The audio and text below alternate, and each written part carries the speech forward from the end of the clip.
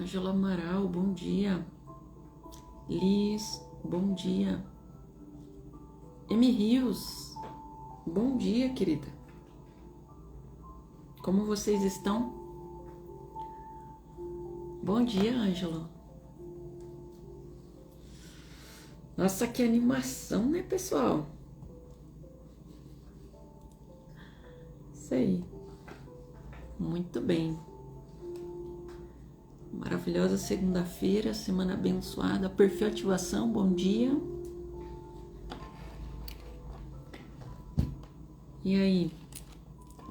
Pessoal, tô pensando em fazer uma live essa semana que vocês possam participar no período da noite para nós conversarmos. Pode ser? Responde para mim aí no direct.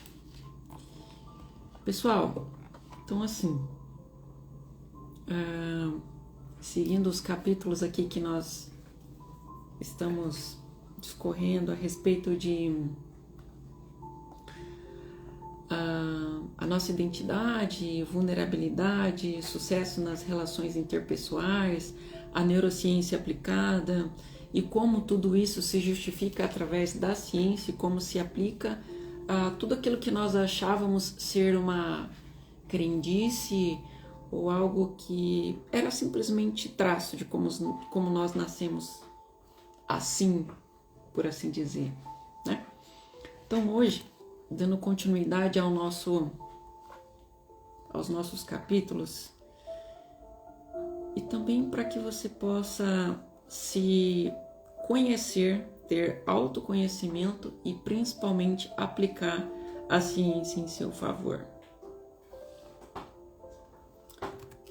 Eu tenho uma pergunta para vocês e gostaria que se vocês... Ana Valéria, bom dia! Que vocês pudessem ir interagindo aí comigo. Por que somos tão inseguros? O que vocês acham? O que vocês têm a me dizer? Sônia Reis, bom dia, mamãe. Por que somos tão inseguros? Somos inseguros porque temos medo de ser rejeitados, medo de que as coisas não deem certo. César Andrade, bom dia, querido. Temos medo de ficar só, medo de ficarmos pobres, medo de nossa vida por completo dar errado. Ana Mós, bom dia. E também porque temos vergonha, e isso traz a nós a vulnerabilidade. Para vocês que chegaram agora, estamos falando do tópico por que somos inseguros. Somos inseguros porque temos medo de sermos rejeitados, medo de que as coisas deem errado, de ficarmos só e medo de ficarmos também pobres e porque temos vergonha. E isso traz vulnerabilidade a nós e às nossas vidas.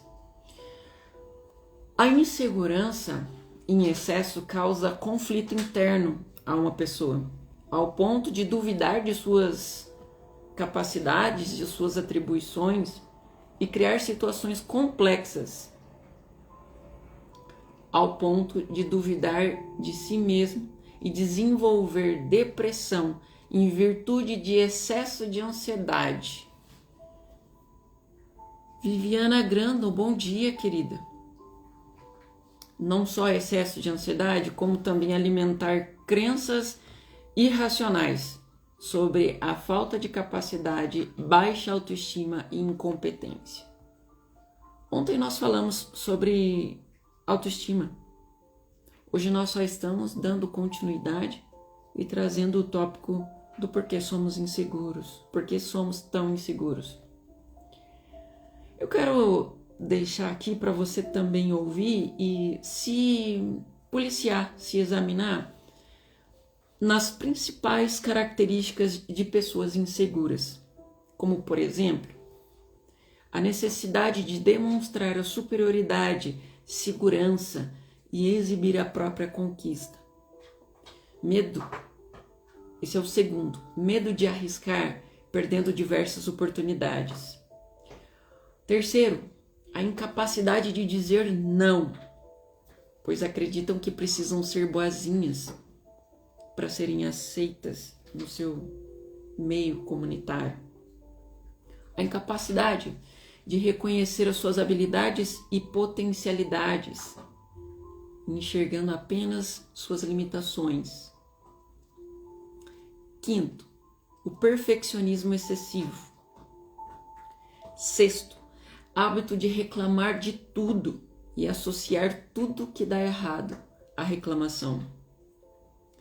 Sétimo, tendência à procrastinação por medo de errar, deixando tudo para a última hora.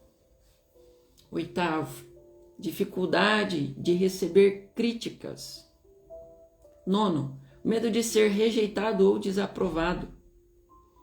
Décimo, busca por reconhecimento externo e incapacidade de identificar as suas próprias qualidades. Ou seja, você precisa que alguém reconheça a sua qualidade, mas você não vê suas próprias qualidades. 11. Hábito de se comparar injustamente com outras pessoas, olhando apenas os seus pontos negativos e os pontos positivos do outro. 12. Crença que são incapazes de realizar tarefas. 13. Capacidade de falar o que pensam e expor suas ideias. Essa é terrível. A pessoa ela se julga incapaz. Necessidade de inferiorizar as outras pessoas para se sentir superior. E a última, dificuldade de crescer, pois não se sentem merecedores. Se você tem de 3 a mais características dessa, é interessante você ter um olhar diferenciado para si, e se isso reflete de uma maneira um tanto quanto inesperada e agressiva, por assim dizer, na sua vida, no seu cotidiano, interessante procurar ajuda profissional. Apesar de ouvir ou imaginar que existe somente um tipo de insegurança, saiba que existem mais. A insegurança da identidade, a insegurança afetiva, a insegurança sobre valor próprio, a insegurança da ação, a insegurança por falta de modelo, ter a quem modelar, a quem se usar de exemplo, a insegurança sexual e a insegurança profissional. Essas são as principais das muitas que existem ao longo da nossa vida. Carol, bom dia. Tá, Aline, mas qual a diferença então entre medo e insegurança? O medo sempre pressupõe uma causa externa. O sentimento, por exemplo, que você tem quando passa por um risco de ser assaltado ou de um acidente automobilístico. A insegurança é um sentimento que vem de alguma dificuldade interna, que você não se garante, que surge e se instala durante a sua vida e durante todo o seu processo de maturação, de crescimento e de desenvolvimento, inclusive neurológico, que se instalam nas suas emoções. Lembra do sistema límbico, que é responsável também por suas emoções? Então, tem o dedinho dele aí. Sistema límbico, em algumas literaturas, ele é conhecido como cérebro emocional. E aí, em se tratando de insegurança, eu trago um estudo um tanto quanto curioso e que nos desperta a termos um olhar diferenciado não só para o outro, mas inclusive para nós mesmos, que somos a maior ferramenta de mudança de nossas emoções e do mundo melhor. Vocês sabiam que o cérebro ele leva 1/4 de segundo para ver se alguém é inseguro, para perceber a insegurança de alguém? Pois é. Um novo estudo feito agora final de 2021 e publicado em janeiro de 2022, recente, ele mostra que em menos de meio segundo conseguimos determinar como a outra pessoa está se sentindo, segura ou insegura, e se vamos ou não acreditar nela. E detalhe, esse mesmo estudo ele serve não só para o nosso interlocutor, para a pessoa externa a qual se expressa a nós, mas também para nós. A questão da nossa conversa interna, e eu vou mostrar aqui para você. Esse estudo recente de pesquisadores da Universidade de McGill, ou McGill, do Canadá, os cientistas perceberam que o cérebro ele reconhece em menos de meio segundo se o seu interlocutor está sendo confiante ou não. E a partir daí escolhe automaticamente acreditar ou não no que a pessoa está dizendo. Sabe aquela coisa de a primeira impressão que fica? Pois é, nem sempre metafórico ou tendencioso a crendices ou algo mágico. A pesquisa teve 2 etapas. Primeiro, atores gravaram em inglês uma mesma frase 4 vezes, com entonação diferentes, e criavam uma atmosfera em cima dessas gravações. Desses níveis de confiança, cada vez era discriminado por nível neutro, nível confiante, nível quase confiante e nível realmente confiante. Depois disso, um grupo de 30 pessoas que tinham o inglês como sua língua materna, sua língua nativa, ouviu a frase enquanto passavam por um eletroencefalograma. Estavam sendo monitorados, processo que analisa a atividade cerebral no que diz respeito a correntes elétricas. E ao observar os resultados, os pesquisadores perceberam que não demora nem meio segundo para dizer se uma pessoa está ou não sendo confiante.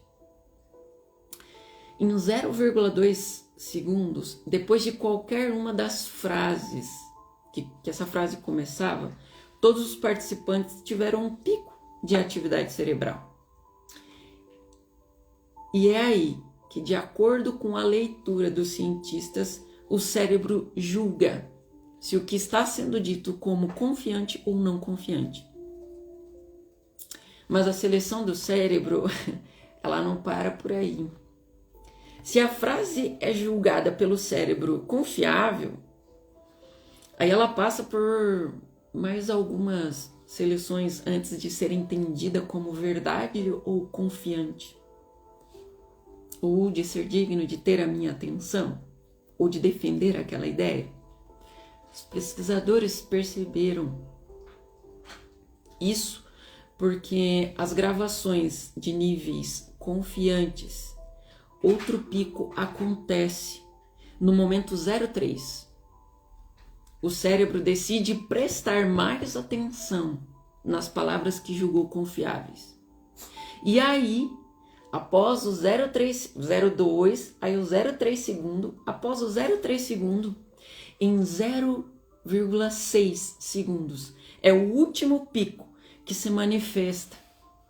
Dessa vez, para analisar com mais detalhes e decidir se a frase que é quase confiante ou confiante de fato.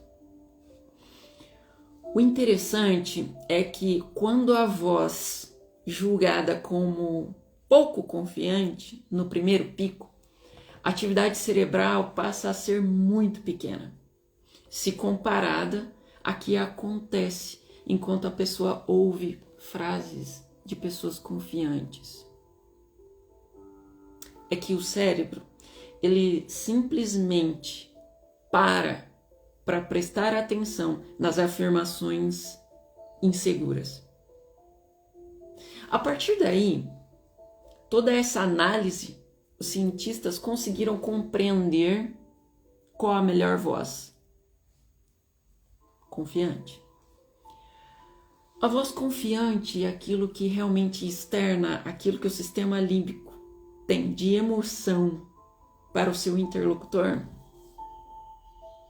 É a voz menos aguda e com volume médio, suficiente alta para ser compreendida sem que a outra pessoa precise se esforçar, mais baixa o suficiente para se assemelhar à voz do seu interlocutor. A fala, a pronúncia, também deve ser rápida, mas não tão rápida que te faça tropeçar nas palavras, que deviam sair fluídas e também sem gaguejar. E a respiração também precisa ser tranquila e não ofegante, porque o ofegante só mostra que você está com um nível de adrenalina alto, por se sentir inseguro, indefeso e nervoso. Portanto, inseguro demais para manipular a mente de alguém com a força ou convencer alguém com a força da sua entonação de voz ou a sua pronúncia. Cacau Novloski, bom dia, querida. Tá, Aline, mas o que isso quer dizer? Que às vezes, como nós já falamos aqui, a nossa atrasada é pouco que nada, ainda dá tempo. Dá tempo ainda de ouvir um pouquinho, pegar a mensagem do fabricante e ouvir ela depois, que fica gravada. Mas é muito bom ter você aqui, Cacau. Parece que a energia de estarmos aqui presencialmente, por assim dizer, é muito melhor. Muito obrigada por você comparecer. Então, o que eu quero dizer com isso? Porque nós somos inseguros. A insegurança, ela traz ansiedade, ela traz nervosismo, ela traz medo, ela mexe com a nossa identidade. E por que isso, Aline? Por que você traz isso? Porque é mais um capítulo, é mais uma sementinha, é mais uma gotinha que nós conversamos a esse respeito. Então, se você por algum item daquele ou algum sintoma daquele ali que nós dissemos anteriormente, se sente inseguro, primeiro, parabéns, bem-vindo ao rol de inseguros, porque nós somos humanos. Estranho se não fosse. Mas nós podemos trabalhar com isso. E quando eu falo ali a respeito de interlocutor, quando o cérebro ele percebe se está sendo seguro ou não, os pesquisadores eles também trouxeram a parte de diálogo interno. Já reparou? Quando nós conversamos com nós mesmos, tem coisas que nós queremos fazer e às vezes por insegurança nos falta coragem, nem nós nos convencemos de que somos capazes de fazer aquilo até que realmente nós o façamos. Já repararam isso? Esse estudo ele se aplica não só para o seu interlocutor, para as pessoas de fora, mas para você. Para que você faça um mundo melhor, nós estamos aqui a cada dia buscando o autoconhecimento. E por que o autoconhecimento, Aline? Primeiro, procuramos nos conhecer pelo seguinte: para que nós possamos dominar as nossas limitações, os nossos limites, as nossas emoções e até mesmo compreender até que ponto é o espaço do outro.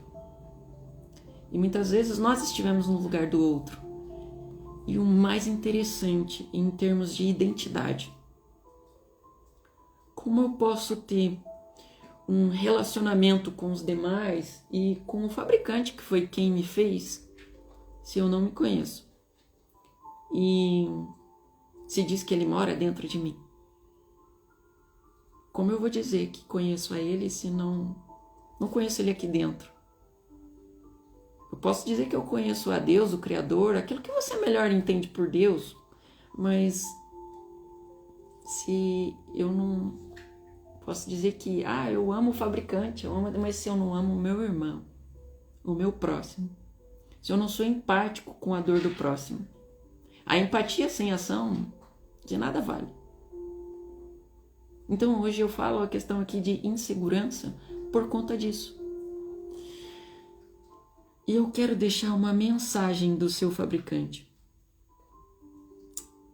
Ela está lá no seu livro de fabricação, no seu manual de instrução.